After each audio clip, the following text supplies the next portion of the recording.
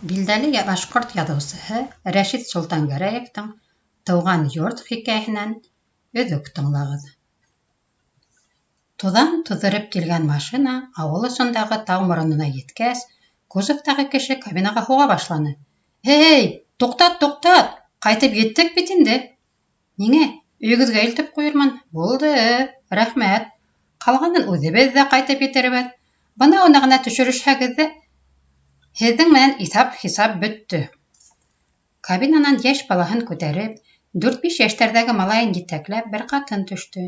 Ире ҡулындағы аҡса төргәктәре араһынан береһен алып, шоферға ҡарамайынса ғына, эре генә төҫ менән һондо. «Бына Рәсүл, Ташморон ошо була инде. Хәҙер бында торасаҡбыҙ», — тине. Ҡатыны үҙенең дә, балаларының да өҫтөн ҡаҡҡылай, һыпырғылай башланы. Ә ире, алғараҡ китеп, йоторҙай булып, ауылды ҡарай һәм үҙ алдына: «Бына, ҡайтып та еттек! Бына, ҡайтып та еттек!» тип һөйләне. Хәҙер ҡайҙа алып бармаҡсыһың инде?» Йөҙөндә нур әҫәре ҡалмаған ҡатын иренә ҡырын ҡарап алды. «Хәҙерме? Хәҙер иң элек бынауында төшөп, туйғансы дөмбәттең һыуын эсәсәкбеҙ». Ул күпер аҫтындағы сылтырап ағып ятҡан кескәй йылғаға күрһәтте. Үҙе йүгереп йылға буйына төшөп китте. Ярға ятып, туйғансы һыу эсте. «Ну, тәмлеме? Был һиңә арыҡ һыуы түгел», — ул малайының башынан һыйпап ҡуйҙы. «Ә хәҙер тауға менеп, туйғансы ауылды ҡарайыҡ. Шунан һуң инде күҙ күрер». Юлсы әйберҙәрен күтәреп, йүгерә атлай үргә менеп китте. «Эй, тауҙар! Һеҙ һаман да элеккесә икәнһегеҙ. Ана, Ҡыҙылғомом тауы, Үтәғол, Байғол урманы. Ҡара-ҡара, әллә беҙҙә ҡала төҙөй башлағандар инде». Ул ауылдың икенсе осондағы берәр-икешәр ҡатлы кирбес йорттарға күрһәтте. «Ана, ағас араһындағы баҫманы күрәһеңме? Мин бәләкәй саҡта ҡарға күкәйе алам тип ағасҡа менеп барғанда һыуға осоп төшкәйнем. Һыу ташҡын саҡ ине.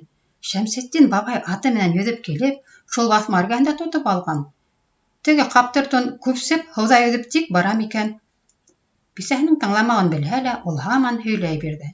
Хәйер, ул быны күберәк үҙенең тулған күңелен баҫыр өсөн генә һөйләй ине. Бында шундай яҙылмаған ғәҙәт бар. Берәйһе ситтән ҡайтһа, ауыл осонда, йә булмаһа тау артында төшөп ҡала ла, уның башына менеп, танһығы ҡалғансы, тыуған ерҙәренә баға. Ауыл халҡы инде был кешенең кемлеге хаҡында үҙ-ара күрәҙәләселек ҡылып, ҡыҙыҡһынып күҙәтә. Кем булыр? Гөлсөм әбейҙең улы хеҙмәттән ҡайтырға тейеш шикелле. Шул түгелме икән? «Фәлән кеше Урал буйында эшләй, ҡайтам тип яҙған ти. Шул булмаһа тағы», тип теге кешене тауҙан төшөп киткәнсе күҙҙән юғалтмайҙар. Ҡайһы тапҡырға төшһә, шул тирәнең кешеһе була йәнәһе. Бындай яңылыҡтарҙы, ғәҙәт буйынса, бөтәһенән алда Фатима әбей белә. Ауылдағы хәрәкәтте күҙәтеп ултырған был эшһеҙ ҡарсыҡ тауҙа кеше күренеүен көтөп кенә тора. Бәхетенә ҡаршы берәйһе килеп сыҡһа, «Мине көтмәйенсә китеп бармаһын», тигәндәй, үҙе кеүек кәкре таяғына таянып, юғарыға үрмәләй һәм мосафирҙан һорау ала башлай. Теге кеше ҡуҙғалғанса, ауыл хәлдәрен һөйләй. Ҡалын ирендәре юлсы киткәс тә байтаҡ ҡына ҡыбырлап тора әле.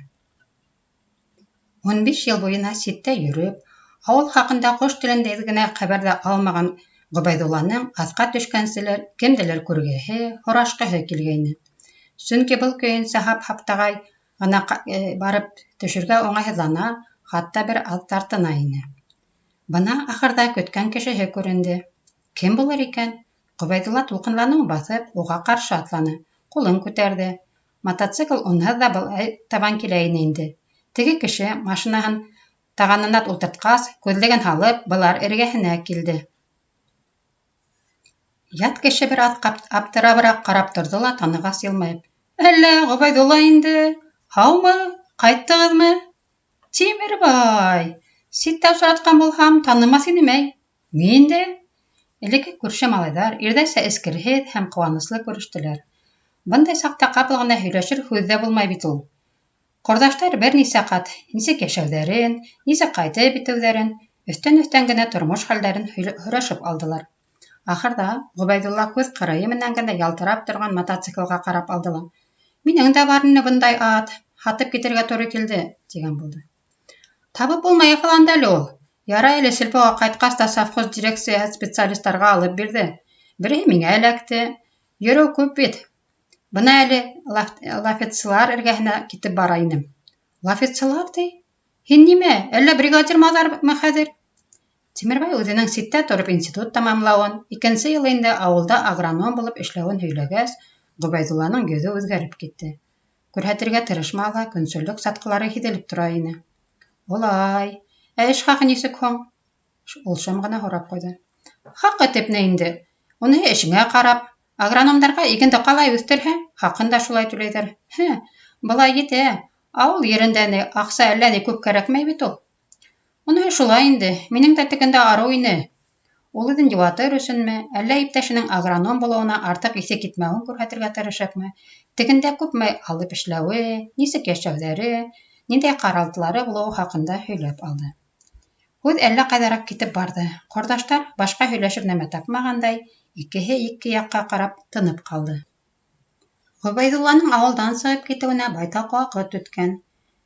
Теге, көндәр матурайғас ҡына килеп оя ҡора ла, һауа боҙолғас та йылы яҡтарға ҡасып китә торған ҡоштар кеүек, һәр ауылдың да шундай күсеп йөрөргә ярата торған кешеләре була бит ул.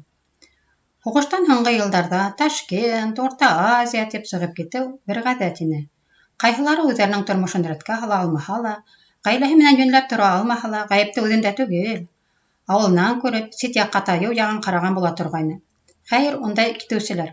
Ауылда тормоштар яҡшырған, тигән хәбәр ишетеү менән берәм-һәрәм кире ҡайтып, яңынан донъя көтөп алып китәләр. Бына шул ҡоштарҙың береһе Ғөбәйҙулла ҡайтып төшкән һыны ине. Ул һиҙҙермәйенсә генә колхоз хәлдәре, элекке председатель Шәвәли ағай тураһында һорашып алды.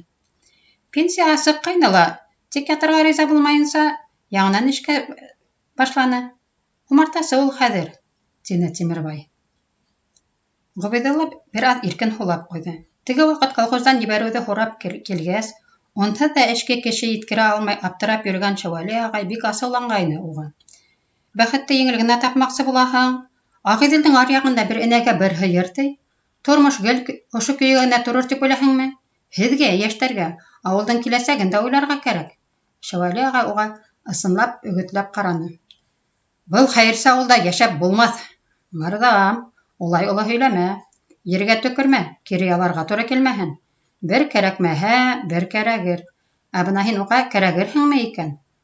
Оло кешенең хәтере ҡалды. Справканы йырта яҙып мисәтен һуҡты ла. 4 яғын ҡибла. Ундай кешеләрҙең беҙгә кәрәге юҡ, тип ҡыуып сығарып ебәрҙе. Ошо китеүҙән Ғөбәйҙулла осто көйҙө ғәйеп булды. Сығып киткәндән бирле унан бер ниндәй ҙә хәбәр-хәтер булманы. Ғөбәйҙулла тыуған ауылының үҙгәреүенә хайран ҡалып һөйләнә килә. Әллә яңы клуб һалып ебәргәнһегеҙ инде? Культура йорто ул. Хәҙер 3 йыл инде һалғанға. Бына тирә-яғына бик һәйбәтләп ағастар ултыртып ебәрәһе ине. Ғөбәйҙулла шатлана ла, эстән генә лә үкенә лә булһа кәрәк. Ҡайтып төшкән саҡтағы һауалығы, эрелеге барған һаман кәмей. Ә уның урынына ниндәйҙер үкенесле, көнсөл тойғолар арта бара. Ул бер сисеп, бер кейеп килгән эшләпәһен дә, эре генә һыпырғылаған һарғылт мыйыҡтарын да онотто, һөйләшмәҫ булды. Тимербай зәңгәр ҡапҡалы, ҡалай башлы ҙур ғына йорттоң алдына килеп еткәс, ҡулындағы сумадандарын ергә ҡуйҙы ла мәғәнәле итеп иптәшенә ҡараны. Тегенһе бер ни ҙә аңламағас: «Әйҙә, инәйек, мин хәҙер башҡа сыҡтым, иҫке йортта атайҙар тора», тине. «Юҡ, ни эшләп? Үҙебеҙгә ҡайтабыҙ!» Ғөбәйҙулла аптырап китте. Тимербай ни әйтергә белмәй, ҡыйынһынып ҡына: «Һеҙҙә әлегә торорлоҡ түгелдер. Ул 3 йыл инде берәү ҙә йәшәмәй ул өйҙә». «Ни эшләп, әсәйем?» Тимербай ситкә боролдо, ҡыйыр-ҡыймаҫ ҡына. Ул Ҡотлобирҙе ағайҙарҙа тора. Бер үҙенә йәшәүе ауырайғас, Ҡотлобирҙе ағай алып ҡайтҡайны. Теге, совхоздың үҙәк усадьбаһындағы яңы йортта торалар. Былай әсәйең таҙа, һәйбәт йәшәйҙәр, тигән булды. Ә инде иптәшенең ҡалғыһы килмәгәс, ныҡышып торманы. Улар үтәреп китеп, Ғөбәйҙулланың элекке йортона боролдо. Ғөбәйҙулла сереүҙән таралып китергә әҙер торған иҫке ҡапҡаны шатырлатып асты ла, әйберҙәрен ергә ҡуйып туҡтап ҡалды. Ишек алдын алабута, дегәнәк, төрлө ҡырағай үлән баҫып бөткән, төртһәң ауырға торған йорт алдында ауылды сүпләп ултырған кеүек. Ҡасандыр һалынған балсыҡтар ҡыуып төшкән, стеналары бер яҡҡа, быялалары икенсе яҡҡа ҡойолған был өй ҡыйшайып бөткән. Тәҙрә аша Ғөбәйҙуллаға бәләкәй саҡтан таныш урындыҡ, мейес ауыҙы өңөрәйеп торған ҙур көлдөксәле усаҡ, яланғас иҙән таҡталары күренде. Ғөбәйҙулла бөтөнләй ҡаушап китте. Ни эшләргә белмәй, бер иптәшенә, бер ҡатынына, бер балаларына ҡараны. Ауылда йүкә телефон тигән нәмә бик шәп эшләй бит ул. Юғалған Ғөбәйҙулла ҡайтҡан икән тигән хәбәр әллә ҡайҙан таралып та өлгөргән. Күрергә ауыл халҡы, күршеләре йыйыла башланы. Бер нисә йыл буйына әҙәм аяғы баҫмаған, етемһерәгән ишек алды йәнләнеп китте. Ғөбәйҙулла сер бирмәҫкә тырышып, яҡты сырай менән ауылдаштары менән күрешә башланы. «Ташкент күстәнәсе» тигән булып, малай шалайға сәтләүек, өрөк таратты. Ҡатыны, шатланып йөрөгән иренә лә, күрергә килгән кешеләргә лә иғтибар итмәйенсә, бер үҙе бер яҡҡа ҡарап ултыра бирҙе. Ауыл малайҙары менән һарай башында уйнап йөрөй ине инде. Бер аҙҙан ҡабаланып Фатима әбей килеп етте. Үҙенең күрмәй ҡалыуына хафаланғандай, ул әллә ҡайҙан һөйләнә килә ине. «Эй, улым, ҡайттығыҙмы ни? Ай-һай, оҙаҡ йөрөнөгөҙ. Бер ҙә хәбәр хәтерегеҙ килмәй тиҙәр ине бит. Йөрөгән ерҙәрегеҙ именме? Кәсеп шәп булдымы?» Ул тыңлауҙарын да көтмәй лабырҙай бирҙе. Ә үҙе: «Әллә ни ырата алмағанһығыҙ икән», тигән кеүек, тегеләрҙең үлән араһында ятҡан әйберҙәренә ҡараштыра ине. «Шәп, инәй, шәп», тигән булды Ғөбәйҙулла. «Шәптер инде, шәптер. Улай илгә ҡайтҡасығыҙ. Ил тарта ул». Емерек өйгә ҡайтып төшкән кешеләрҙе ҡарап тороуы нисектер уңайһыҙ булып китте шикелле. Ауылдаштары, ҡунаҡтарҙың хәл-әхүәлдәрен һорашып, үҙҙәренә сәй эсергә, йоҡларға саҡырып, әкренләп таралыша башланылар. «Әйҙә, Ғөбәй, әсәйеңде лә саҡырҙым». Тимербай сумаҙандарын кире алып сыҡты. «Беҙҙең тормошто ла күрерһегеҙ». «Мин бер ҡайҙа ла бармайым», тине Ғөбәйҙулла. «Яңынан башларға туры килер». Уның тауышы ҡалтыранып сыҡты. Эшләпәһе аҫтынан бөрсөк тир сыҡҡан, ыҡсым мыйыҡлы, бөҙрә бакенбарҙлы кеше әле бик ҡыҙғаныс күренә ине. «Ғөбәйҙулла!» Ҡапҡанан ҡабалана, сал сәсле әбей инеп килә ине. Ғөбәйҙулла өндәшмәй генә уға табан атланы. Әбей тамырҙары ташып торған, ҡалтыранған ҡулдары менән улын ҡосаҡлап алды. Икеһе лә ситкә боролоп күҙ йәштәрен һөрттөләр. Был Ғөбәйҙулланың үҙ ғүмерендә ысын күҙ йәштәре менән беренсе илауы ине шикелле.